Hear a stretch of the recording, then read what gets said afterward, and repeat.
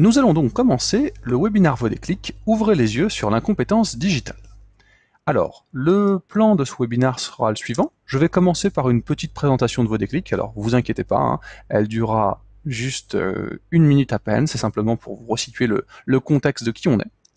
Deuxième élément, je m'intéresserai au contexte digital qui bouleverse aujourd'hui l'appréhension des compétences bureautiques. Troisième point, on s'intéressera au coût des pertes de productivité informatique pour les entreprises, donc combien cette incompétence digitale au final coûte aux organisations. Quatrième point, on regardera les impacts quotidiens pour votre organisation et comment tout ça s'exprime. Et on finira sur les problématiques qui ont changé, changeons de méthode, et donc quelles solutions pour répondre à cette question de l'incompétence sur le digital. Il y aura enfin une séance de questions-réponses pour finir ce webinaire. Alors, attendez, j'ai une petite question juste. Alors, quelqu'un me dit qu'il n'a pas le son via l'ordinateur. Alors, vous devez l'avoir, le son, monsieur, sans souci. Si jamais ça ne marche pas via votre micro-casque pour un problème technique, n'hésitez pas à utiliser tout simplement la partie téléphonique, hein. Vous pouvez switcher de l'un à l'autre très simplement. Et donc, je passe au sixième point, questions-réponses. Et le point questions-réponses, le sujet, ce sera tout simplement de pouvoir échanger sur vos questions, prendre un vrai temps à la fin. N'hésitez pas pour autant, en cours de webinaire, à poser toutes vos questions s'il y a des choses que vous ne comprenez pas. L'idée étant de faire quelque chose d'interactif, comme je vous le disais. Alors, Voix des clics, qui on est? En fait, on est une solution de productivité justement sur le e-learning pour permettre à vos collaborateurs d'être plus efficients sur le digital et la bureautique. On a une solution en 5 briques qui est composée d'un peu plus de 20 000 modules de formation qui permettent de se former à tous les usages sur le digital, la bureautique. On a aujourd'hui un peu plus de 25 collaborateurs en interne. La société a été créée en 2007. C'est un peu plus de 4000 clients dans le monde, plus de 300 000 utilisateurs actifs aujourd'hui sur nos plateformes, et on vous propose une solution très complète qui est aujourd'hui utilisée par de nombreuses organisations dans une logique de formation de l'intégralité de leurs collaborateurs. Donc, vous voyez en dessous un certain nombre de nos références clients, de clients qui aujourd'hui forment leurs collaborateurs pour justement opérer un changement sur la productivité digitale. Alors je vais maintenant passer à la première partie qui va vous intéresser, le contexte du digital qui bouleverse aujourd'hui les compétences bureautiques. La première slide que je vais vous passer, c'est qu'aujourd'hui, le digital envahit les organisations. Alors comment il envahit les organisations, le digital? Il y a plusieurs chiffres qui sont extrêmement marquants sur le sujet. Premier chiffre, aujourd'hui vous avez 47% des utilisateurs des nouvelles technologies qui se déclarent incompétents sur les nouvelles technologies. Vous voyez que ça fait quasiment un utilisateur sur deux. Ça, c'est une étude de l'Union européenne, le Union Digital Agenda Scoreboard, et chaque année, vous retrouvez le même chiffre. Donc, globalement, les Européens et les Français se trouvent incompétents sur les nouvelles technologies, et là, on n'a même pas cherché à les évaluer, c'est un simple déclaratif. Donc, il y a un sentiment d'incompétence. Deuxième chiffre intéressant, vous avez aujourd'hui dans l'éducation nationale un diplôme qui est passé par de nombreux étudiants qui s'appelle le certificat informatique et Internet, le C2I. C'est un diplôme qui est passé en licence, hein, donc de la première à la troisième année de faculté. Et aujourd'hui, vous avez des statistiques qui vous permettent de voir que ces étudiants qui passent ce niveau de diplôme de niveau 1, hein, donc qui est un diplôme où on cherche à vérifier si vous savez faire un tableau croisé dynamique, une mise en page dans un document Word, il y en a 64% qui échouent à ce diplôme, et c'est des statistiques sur plus de 600 000 étudiants. Alors j'ai une petite question pratique sur le fait de est-ce que vous aurez les slides du webinaire. Vous aurez bien évidemment les slides qui vous seront communiqués par email à la suite du webinaire, vous inquiétez pas. Troisième point, aujourd'hui, vous avez 90% des emplois qui requièrent des compétences informatiques de plus en plus poussées. C'est-à-dire qu'il y a des emplois qui n'étaient absolument pas impactés par le digital il y a encore 4-5 ans et qui le sont maintenant. Je prends un exemple qu'on prend assez régulièrement. On travaille pour une société de BTP, d'ailleurs pour plusieurs sociétés de BDP, dont l'une a équipé de nombreux conducteurs de chantier de matériel informatique, parce que le conducteur de chantier, donc qui est très régulièrement dehors, il a besoin de faire des déclarations, de répondre à des emails, de participer au réseau social d'entreprise. Et donc, on est dans une situation où vous avez en fait des personnes qui n'étaient pas du tout impactées par le digital qui le sont, et maintenant au final, même des gens qui n'ont pas de poste informatique dédié sont impactés par l'emailing, le réseau social d'entreprise et bien d'autres choses. Quatrième point, excusez-moi, important à retenir, aujourd'hui, c'est une étude de Harris Interactive qui a été faite aux États-Unis, un salarié reste en moyenne 2,5 années compétent sur une technologie. Quand vous voyez la vitesse d'évolution des technologies, c'est quand même quelque chose qui prête à attention. Et chiffre très intéressant qui est issu de l'étude de l'université de Twente, dont je vous parlerai plus en détail tout à l'heure. Vous avez aujourd'hui 55% des salariés qui, quand ils n'ont pas suivi une formation depuis 3 ans en bureautique, souhaitent renforcer leurs compétences. Donc aujourd'hui, on a des salariés qui pensent que la formation peut être efficient pour renforcer leurs compétences, mais ils n'en suivent pas de formation, soit parce qu'il n'y a pas les budgets en interne, soit parce que les modalités aujourd'hui proposées en présentiel ne répondent pas à leurs attentes. Il y a des conséquences très visibles de tout ça dans l'organisation. 1. Vous avez une multiplication des outils, des devices aujourd'hui dans les organisations. Donc, quand vous regardez la multiplication des logiciels entre la visioconférence, les réseaux sociaux, la PAO, tout ce qui va concerner les smartphones et les tablettes, on a une démultiplication du nombre d'outils accessibles dans l'organisation, que ce soit d'ailleurs des outils fournis par l'organisation ou des outils qui ont été amenés par le collaborateur au sein de l'organisation. C'est ce qu'on appelle le fameux Bring Your Own Device. Et ça, forcément, ça génère une multiplication des compétences en jeu quand vous vous formez à la bureautique. Deuxième enjeu fort, vous avez un constat qui est partagé sur le temps perdu sur l'informatique. Si vous demandez à votre collègue, si vous demandez à vos amis, tout le monde constate qu'il perd beaucoup de temps sur des problèmes quotidiens avec son ordinateur. C'est un constat partagé par tout le monde, et pour autant, et c'est ça qui est très intéressant, il y a une vraie difficulté aujourd'hui des DRH à objectiver le besoin en compétences bureautiques. C'est-à-dire qu'on se retrouve dans une situation où vous avez peu de demandes au niveau du plan de formation qui remontent sur la formation bureautique, que quand il y en a, elles ne sont pas toutes traitées parce que ce n'est pas une priorité budgétaire sur le plan de formation, et que d'un troisième côté, réussir à évaluer les besoins en compétences bureautiques, c'est quelque chose de très très difficile pour les DRH, et sur lequel elles se disent bien souvent, bon, c'est pas forcément un enjeu clé pour moi, ou je ne sais pas très bien comment prendre le problème, donc je laisse de côté la formation bureautique. Et ça, c'est un vrai sujet très important. Vous avez aujourd'hui un renoncement sur la formation en présentiel, un vrai renoncement. Moi, quand je regarde auprès de nos clients, nos prospects, et qui nous disent combien de personnes ils forment en bureautique, c'est souvent très très très peu. Je forme très peu de personnes chaque année, et donc comme j'en forme très peu, forcément le renouvellement des compétences bureautiques, il ne se fait pas. Cinquième point, vous avez des helpdesk qui subissent cette situation. C'est-à-dire que le service support informatique, et j'y reviendrai tout à l'heure sur les raisons fondamentales qui l'expliquent, sont aujourd'hui impactés fortement par ce problème de compétences. L'objectif de ce webinaire, qui s'appuie d'ailleurs sur un livre blanc qu'on a réalisé et qu'on vous remettra également, c'est justement d'essayer de chiffrer le coût de cette incompétence bureautique. Il y a des incompétences, tout le monde est d'accord, on ne fait plus grand-chose contre ces incompétences, mais qu'est-ce qu'on peut mettre comme chiffre pour mesurer ce coût caché? Alors, ce coût caché, avant d'y rentrer à proprement parler, j'aimerais bien faire un tout petit détour sur ce que c'est qu'apprendre l'informatique, parce que ça va avoir beaucoup d'explications et de sens sur le pourquoi de ce coût caché. D'abord, il faut bien comprendre que l'informatique grand public, c'est une science molle. Quand vous avez, ça c'est un propos universitaire, mais vous avez souvent une dichotomie entre les sciences dures et les sciences molles. Les sciences dures seraient les mathématiques, la physique, les sciences molles, l'histoire, la sociologie, des choses comme ça. Pourquoi elles sont molles, selon les scientifiques? Parce qu'elles ne peuvent pas se démontrer de manière cartésienne. Et bien là, de la même manière, vous avez une science molle avec l'informatique, avec plein de façons de faire une même chose, des bugs, et donc des situations où c'est une situation pragmatique qu'il faut adopter, et pas simplement un savoir définitif. Vous savez le théorème de Pythagore, vous ne le savez pas, c'est pas comme ça que fonctionne l'informatique.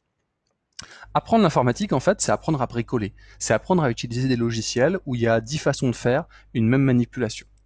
Et je vais vous donner quelques exemples de ce que c'est que justement un mauvais apprentissage de la bureautique.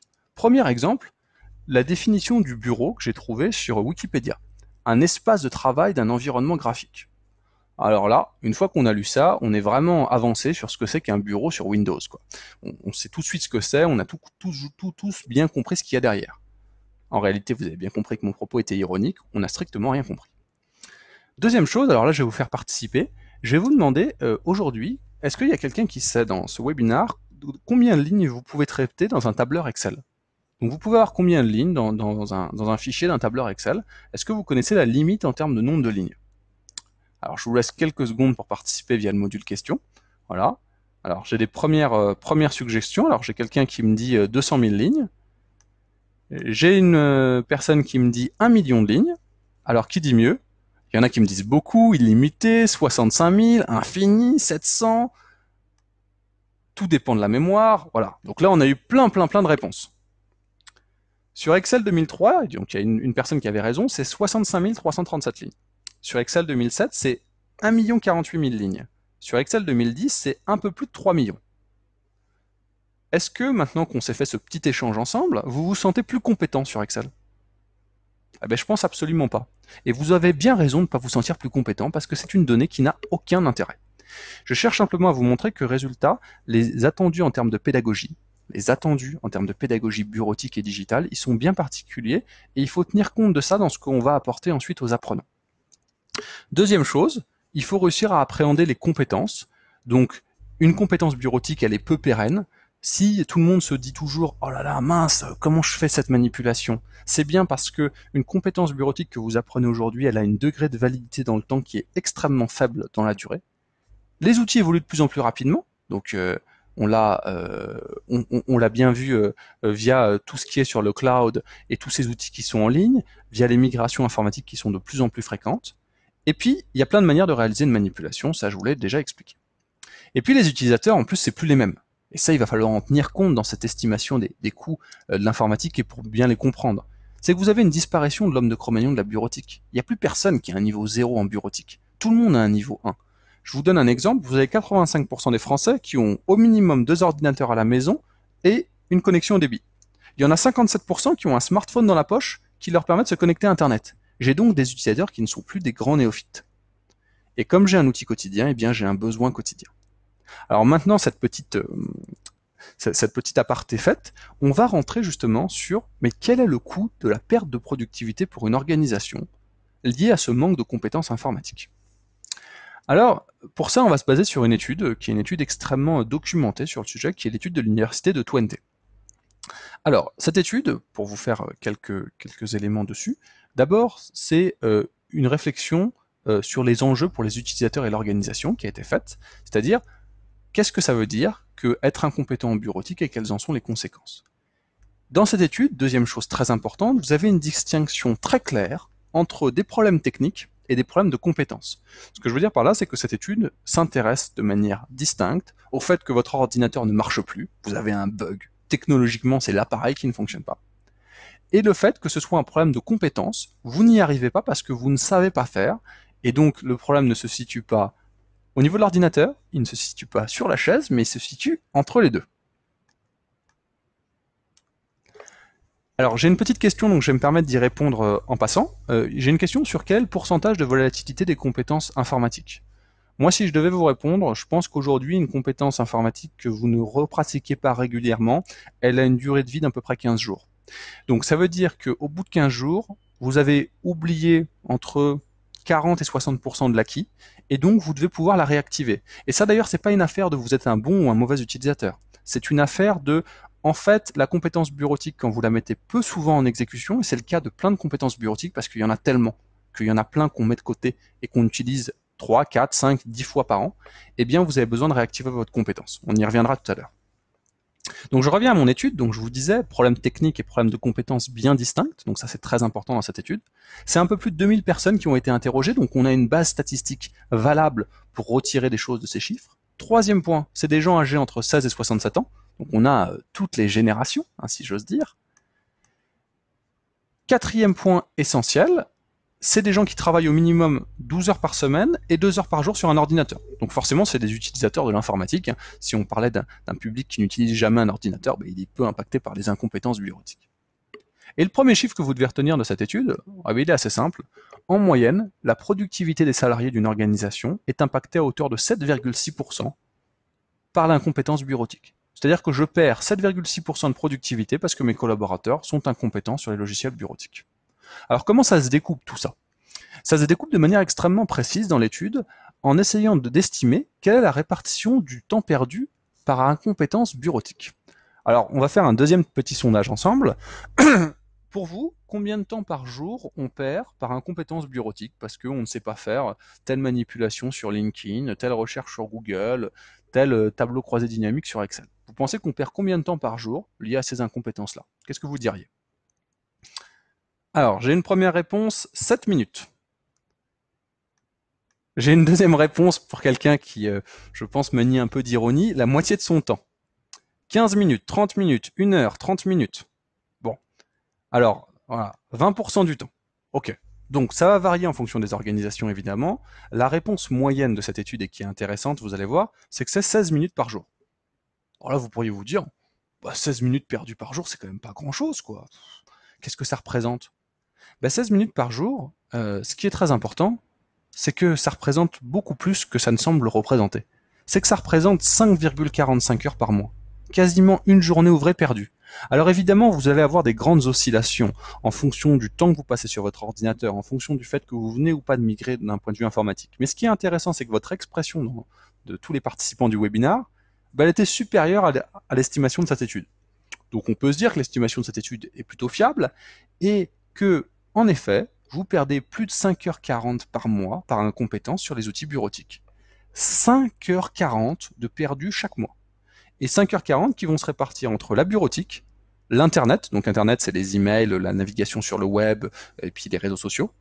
Et vous voyez, ça c'est très intéressant, vous en avez 21% de ce temps qui est perdu parce que vous aidez un collègue, et vous en avez 16% qui est lié aux nouveaux outils, la mobilité, les tablettes, les smartphones.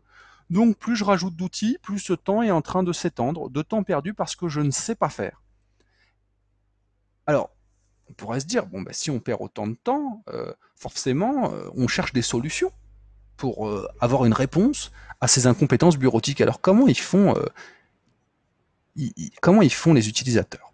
Alors j'ai une petite question que je prends en passant, mais est-ce que l'incompétence se répète sur chaque mois? Alors c'est une étude qui a eu lieu sur plus de 12 mois, monsieur, donc je vous confirme que c'est 16 minutes par jour sur 12 mois de perdu, 5h45 par mois. Vous multipliez ça par 10 mois ouvrés, parce qu'on va quand même s'accorder quelques vacances, ça fait un peu plus de 10 jours ouvrés par mois, par an, de perdu par incompétence. Donc je passe maintenant à à la slide suivante, excusez-moi, sur un petit zoom sur, en fonction des âges, ça donne quoi? Ben, j'ai pris une catégorie où les jeunes sont censés être super bons, les smartphones et les tablettes. Et ben, qui arrive en tête en termes de temps perdu chaque mois, en termes de minutes? Les 16-23 ans. Pourquoi? Parce que ce sont des utilisateurs actifs de la partie bureautique. Et donc, comme ce sont des utilisateurs actifs de la partie bureautique, excusez-moi, de la partie smartphone et tablette, eh bien, ils perdent encore plus de temps que les autres. Donc l'incompétence, elle s'exprime sur toutes les générations, elle est transgénérationnelle. Et d'ailleurs, on l'a bien vu tout à l'heure avec la statistique sur le C2I, hein, sur ce certificat informatique et Internet, l'âge fameuse génération Y, elle a aussi du mal avec les technologies. Elle est habile d'un point de vue culturel parce qu'elle a pris les codes culturels de ces nouvelles technologies. Ensuite, de là à être productive dans le travail, c'est tout autre chose. Mais alors donc, quelle solution les salariés ont-ils trouvé? Les solutions trouvées par les salariés, en fait, il y en a plusieurs. Dans 72% des cas, c'est ce que vous devez déjà retenir, c'est invisible pour l'entreprise.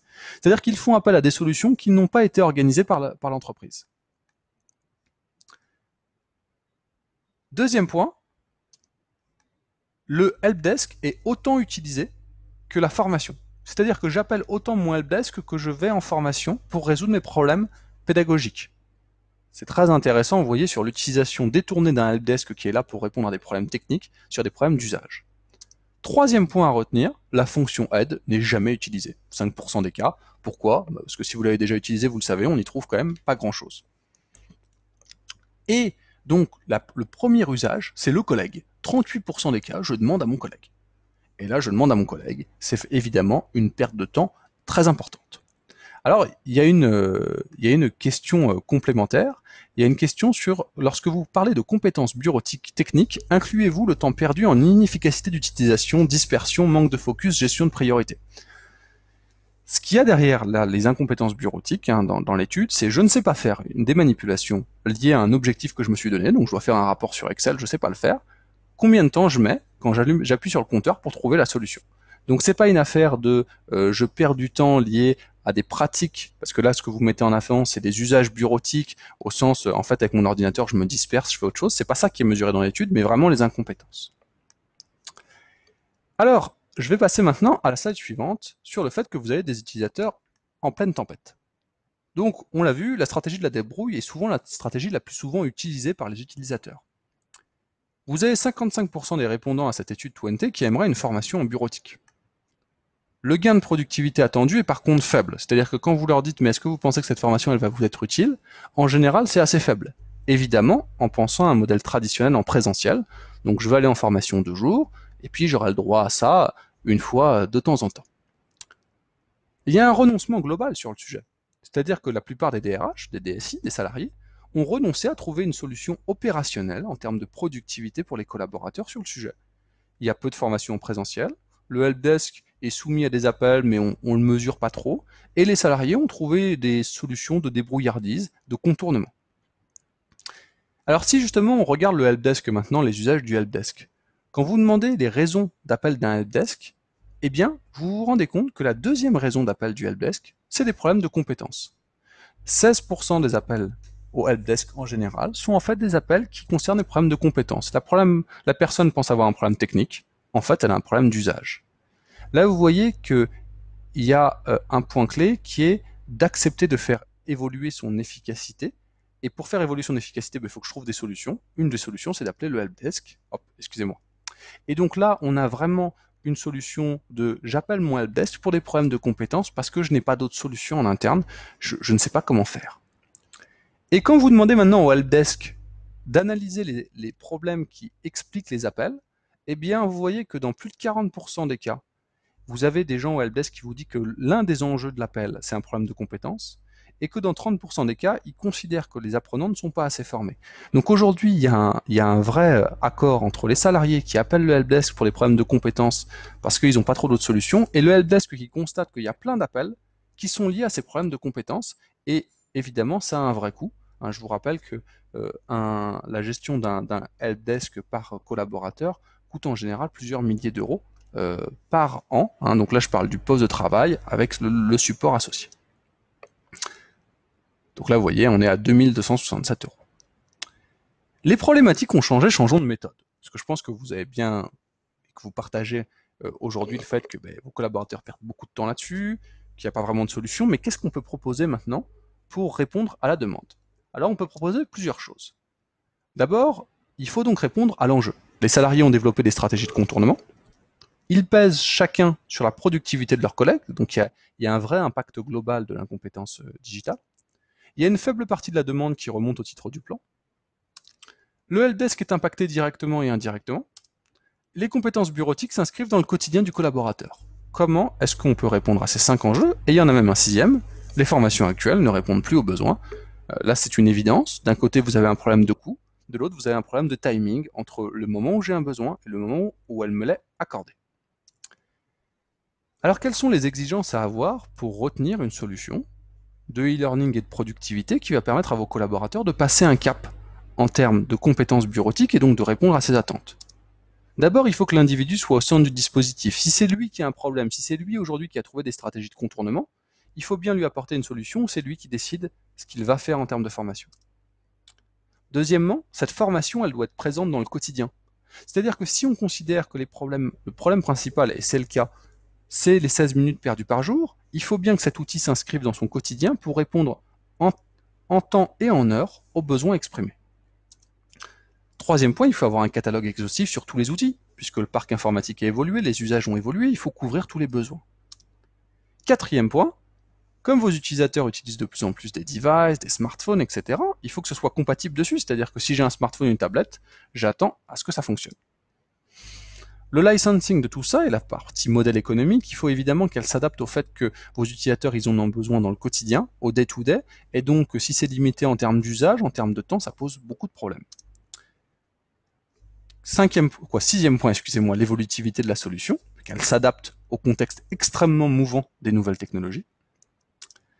Septième point, proposer un dispositif de consumérisation, c'est-à-dire comment est-ce qu'on va séduire vos collaborateurs, et je vais y revenir derrière. Et enfin, une vision autour du social learning. Pourquoi le social learning? Tout simplement parce qu'on voit bien qu'aujourd'hui, il y a des solutions de contournement qui ont été identifiées par vos collaborateurs et vos salariés, et il faut se brancher dessus pour assurer l'efficacité du dispositif. Alors je vais vous prendre quelques exemples de comment est-ce qu'on peut optimiser justement les dispositifs qu'utilisent aujourd'hui vos collaborateurs avec une solution en e-learning. Exemple numéro 1, l'optimisation du helpdesk. Aujourd'hui, on l'a dit, hein, vous avez entre 15 et 20% des appels au helpdesk qui sont déclenchés par un manque de compétences. Le helpdesk a de grandes difficultés à répondre à ce besoin dans un temps court, et vous savez probablement que le coût du helpdesk est important, il est à la minute, et donc plus on passe de temps, plus ça coûte. Nous, on a mis en place chez Vodéclic un dispositif qui lui permet de gagner du temps à votre helpdesk. C'est un relais de l'utilisation de notre solution par ailleurs, c'est-à-dire qu'il va gagner du temps parce qu'il va pouvoir pousser un module Vodéclic répondant à une question bien précise, et ça va devenir un relais parce que ça veut dire qu'une partie des appels au helpdesk, entre 15 et 20%, vont être redirigés sur la plateforme de formation avec le module qui va bien. Et par ailleurs, ça s'intègre dans votre processus IT. Alors, je vous ai fait une petite capture d'écran pour vous montrer ce que ça donne. Là, vous voyez, vous avez l'extranet qui est ouvert pour les helpdesk chez nos clients. Vous saisissez le nom de l'utilisateur, le logiciel, ici. Vous allez ensuite choisir la formation qui va bien, les modules qui vont bien. Vous les rajoutez et vous cliquez sur Partager. Une fois que vous avez partagé ce module Vodéclic, il arrive dans la boîte email du collaborateur, il n'a plus qu'à cliquer pour se connecter sur la plateforme. Donc on est là clairement dans un endroit où on se branche sur les incompétences bureautiques de vos collaborateurs. Deuxième exemple, l'exemple du switch horaire. On a une capacité chez Vodéclic à vous proposer un catalogue différencié en fonction des heures personnelles et des heures professionnelles. Du lundi au vendredi de 8h à 18h, j'ai accès à un catalogue de formation professionnelle. Office, WebEx, Windows et tout ce qui vous intéresse. Le soir et le week-end, je n'y ai plus accès et j'ai accès à un catalogue sur le développement personnel de mes compétences digitales. Pourquoi est-ce que nos clients mettent ça en place? La première raison, c'est d'assurer le succès du dispositif. Comment on va s'ancrer dans les compétences digitales de vos collaborateurs en leur apportant une solution globale, parce que pour eux, le poste informatique, qu'il soit au bureau ou à la maison, c'est des problèmes qui sont liés et qu'ils vivent dans leur quotidien. Donc là, j'ai quelque chose de très séduisant à dire. Mon organisation offre aux salariés un dispositif de sensibilisation au digital. Je vous offre votre capacité à vous former sur tous les outils digitaux qui vous intéressent. Deuxième point, vous rassurez le management, c'est-à-dire que pendant les heures de travail, les gens ne se forment que sur la partie job de leur organisation et ne sont pas en train de perdre du temps en se formant. Le perte de temps était évidemment à mettre entre guillemets, mais il relève d'un poncif au sein du management dans pas mal d'organisations, que le fait que la formation, on perd un peu du temps en y allant. Et puis troisième point, vous disposez du support de vos syndicats parce que vous avez une politique très claire entre formation dans le temps de travail et formation hors du temps de travail. Je vais prendre enfin un dernier point qui me paraît clé sur notre capacité justement à vous accompagner sur cette intégration dans vos processus internes. On a déployé chez Vodéclic depuis avant-hier un nouveau dispositif qui permet de partager une formation à un autre collègue.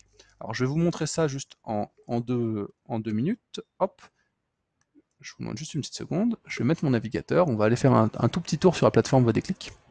Pourquoi est-ce que je vais vous montrer ça? Parce que ça, l'objectif, c'est justement de s'intégrer dans les pratiques de votre collaborateur au sens « Ah, mais je vais demander à un collègue qu'il m'aide sur tel ou tel sujet. » Eh bien, la plateforme Vodéclic, là-dessus, hop, elle permet, alors je vais prendre n'importe quel sujet, là, au hasard, elle permet maintenant à un utilisateur qui a été mobilisé sur un sujet, par exemple sur Acrobat Pro, la personne ne sait pas comment importer un PDF, il va sur sa plateforme Vodéclic qu'il a pris l'habitude d'utiliser, il clique sur « Partager », il dit, voilà, moi je veux envoyer ce module à, hop, par exemple, excusez-moi, ah oui, je ne suis pas sur la bonne plateforme, voilà, à Fanny Dubois. Il met un petit message et il envoie. Et là, vous avez une situation où vous avez un collaborateur qui va pouvoir envoyer à un autre collaborateur un module de formation. Celui-ci le recevra dans sa messagerie et pourra d'ailleurs lui répondre. Hein, vous voyez, là, on a des échanges qui ont été faits avec Fanny Dubois, où elle m'envoie un message et avec une formation ou un module de formation. Et là, je m'inscris donc réellement dans les pratiques de formation des collaborateurs, où ils ont l'habitude d'échanger entre eux des bonnes pratiques. Bah, plutôt que de se redire complètement comment on fait un tableau croisé dynamique, ça devient des relais de la solution en interne. Voilà sur la partie partage que je voulais vous montrer. Hop, on va revenir sur les slides. Je vous demande juste une petite seconde. Et on va donc maintenant en profiter pour passer à la deuxième partie de ce webinaire, qui est la partie questions-réponses. J'espère que la première partie vous a intéressé. Et donc là, l'objectif, c'est que je puisse répondre à toutes les questions que vous vous posez à partir de ce que je vous ai montré aujourd'hui, les points où vous êtes d'accord, les points où vous êtes également éventuellement moins d'accord, et qu'on puisse échanger et que vous puissiez également me demander des choses complémentaires sur cette étude et la manière dont on peut répondre aux enjeux que vous avez. Alors, j'ai une première question qui me demande, mais au final, pourquoi est-ce que la formation présentielle serait pas une réponse efficiente face à ces incompétences digitales qui, on l'a bien compris, coûtent 16 minutes par jour aux collaborateurs? Mais en fait, il y a vraisemblablement, et même pas vraisemblablement, il y a deux raisons fondamentales. La première raison fondamentale, c'est le timing. Quand vous êtes sur une formation en présentiel, vous répondez entre 6 et 8 mois après le moment où a été formalisé le besoin de formation. Et je vous rappelle que les besoins de formation, ce sont des micro-compétences que les gens attendent au moment, en just in time, au moment où ils ont besoin. Et que si vous êtes dans une logique de dire la formation, elle va se dérouler 6 mois après, vous êtes en fait dans une logique de réponse qui n'est pas du tout time to market. Et le problème, c'est que le collaborateur, il doit le faire à ce moment-là, son tableau croisé dynamique. Il doit à ce moment-là gérer ses doublons. Deuxième raison, vous avez un problème de coût dans le modèle économique. Avec le présentiel, aujourd'hui, la moyenne nationale en France, on forme une fois tous les 18 ans un utilisateur à la bureautique. C'est la fabuleuse moyenne nationale statistique de la DARES que je vous invite à regarder. Si vous formez une fois tous les 18 ans un collaborateur à la bureautique, vous ne pouvez jamais renouveler ses compétences, et dans un monde où l'informatique s'accélère, ça pose de lourds problèmes. Alors, j'ai plusieurs questions supplémentaires. Donc, j'ai une question sur les évaluations sur notre plateforme. Est-ce que, justement, on peut évaluer les compétences des gens? Alors, en effet, la plateforme Vodéclic permet d'évaluer de A à Z les compétences des personnes, de les positionner sur un parcours. Et là, on rentre dans une logique plus traditionnelle d'identification des besoins de compétences, qui peut notamment avoir beaucoup de sens quand on est dans une logique de je veux découvrir plus complètement un logiciel. Nous, notre idée de dire le besoin primaire des apprenants, c'est j'ai un problème ponctuel, je veux une réponse très rapide. Et c'est comme ça qu'on va les mobiliser sur la plateforme. Et ensuite, il faut évidemment les amener aussi, pour ceux qui en ont besoin, à se former via des outils plus complets. C'est pour ça qu'on a des évaluations et un système d'exercice. Deuxième question, est-ce que les formations en e-learning permettent aux collaborateurs de trouver facilement des réponses précises à sa demande? Alors là, ce qu'on vous proposera, madame, c'est de vous faire une petite démo de la plateforme, parce que on vous démontrera, hein, j'ai vu votre exemple animé des slides, on vous démontrera qu'en 3 clics depuis la page d'accueil de la plateforme Vodéclic, vous avez votre réponse, vous regardez un module de 5 minutes et vous repartez dans votre travail. Et c'est justement ça l'avantage du e-learning 2.0 que propose Vodéclic, c'est de s'intégrer dans des process de travail et de plus être dans une logique où d'un côté j'ai ma formation, de l'autre côté j'ai mon travail. C'est au moment où j'en ai besoin que je dois avoir la solution. Comment faire une évaluation et un suivi de la formation du salarié? Alors, je vais vous répondre de deux façons. La première façon, ça va être une petite provocation de ma part, parce que j'aime bien de temps en temps être un petit peu provoquant. C'est de vous dire, et un suivi et une évaluation, pourquoi? Alors, vous pourriez me dire, parce que j'en ai besoin pour des dispositifs légaux, pour mon organisation, etc. Vous avez raison, vous avez besoin de suivre, la performance. Et aujourd'hui, justement, en présentiel, souvent, vous ne suivez pas du tout la performance, vous suivez des fiches d'évaluation qui vous disent que la personne a été contente, qu'elle a été contente de son stage en présentiel, et qu'est-ce qu'elle en a tiré, on ne sait pas grand-chose. Aujourd'hui, donc, le suivi de la performance, pour moi, doit avant tout être un suivi et une performance globale, pas individu par individu. Mais le sujet est de savoir, une fois qu'on a mis en place vos déclics dans votre organisation, est-ce qu'on est arrivé à 60, 70, 80% des utilisateurs qui se sont formés sur la plateforme?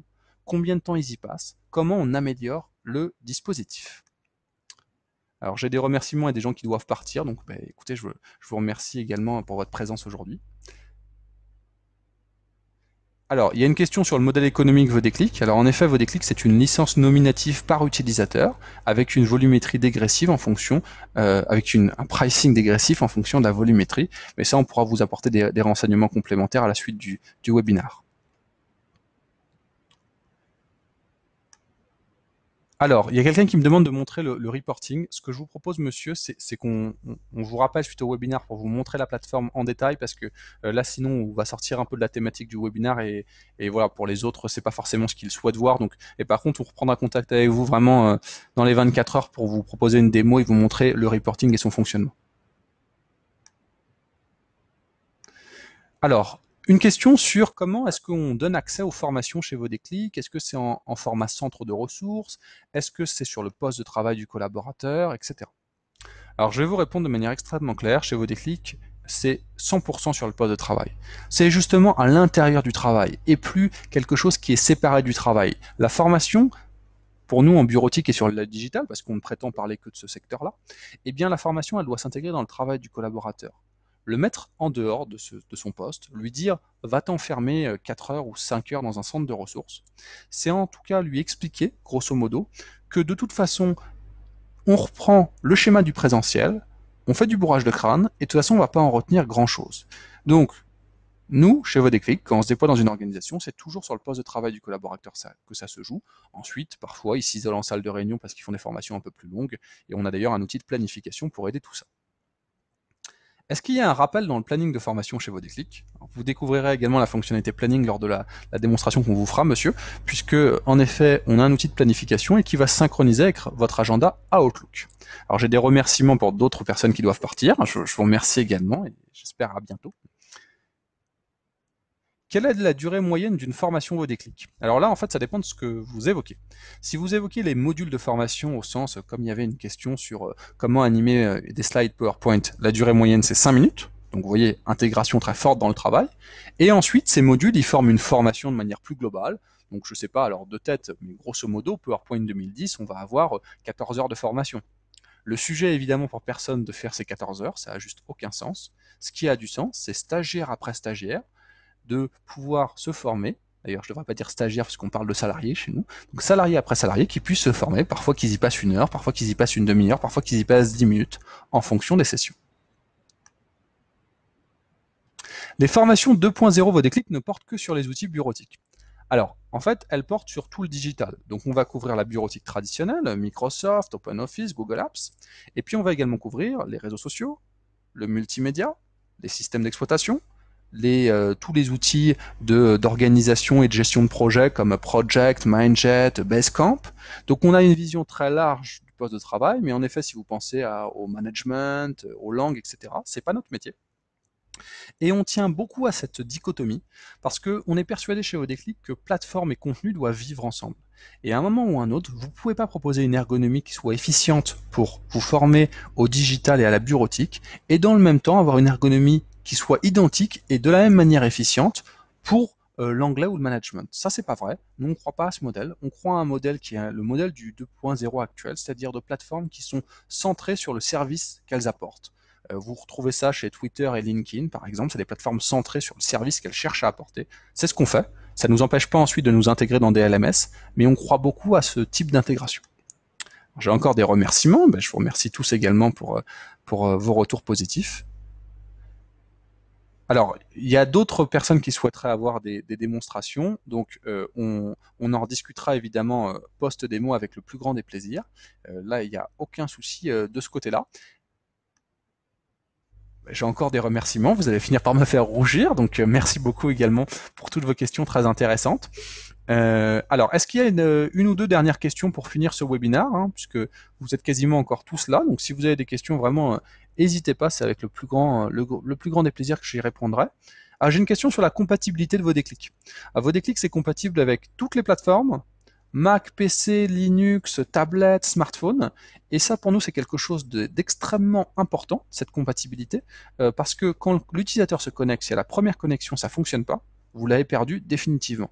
Donc vous avez des utilisateurs qui sont devenus impatients, qui veulent des services performants et immédiatement performants. C'est le cas chez Vodéclic. Et par ailleurs, on n'impacte absolument pas votre organisation, c'est-à-dire que dans votre organisation, il n'y a rien à faire si ce n'est ouvrir le domaine Vodéclic pour que ça fonctionne. Alors j'ai de nouveau des remerciements. Écoutez, merci beaucoup. Juste pour passer aux suites du webinaire, on va donc vous envoyer la présentation et nos coordonnées. N'hésitez pas à consulter notre blog pour avoir d'autres informations. On est également à votre disposition, toute l'équipe commerciale de Vodéclic, pour répondre à vos questions, vous faire des démonstrations de la solution de manière plus complète, mais cette fois tourner plus sur le produit Vodéclic, hein, puisque là, on a beaucoup échangé sur vraiment le sujet de l'incompétence bureautique et de ce que ça pesait pour votre organisation. Et puis, on peut donc, après ce test qu'on vous aura fait de la plateforme, cette démo, vous ouvrir un test de 30 jours qui vous permet de tester le produit sur simple demande. Hein, donc, vous aurez un accès illimité à notre produit. On n'a rien à cacher chez Vodéclic et d'ailleurs, on est plutôt fiers du produit qu'on vous propose. Merci à tous, je vous dis à très bientôt et puis on se croisera peut-être sur un futur webinaire Vodéclic. Au revoir.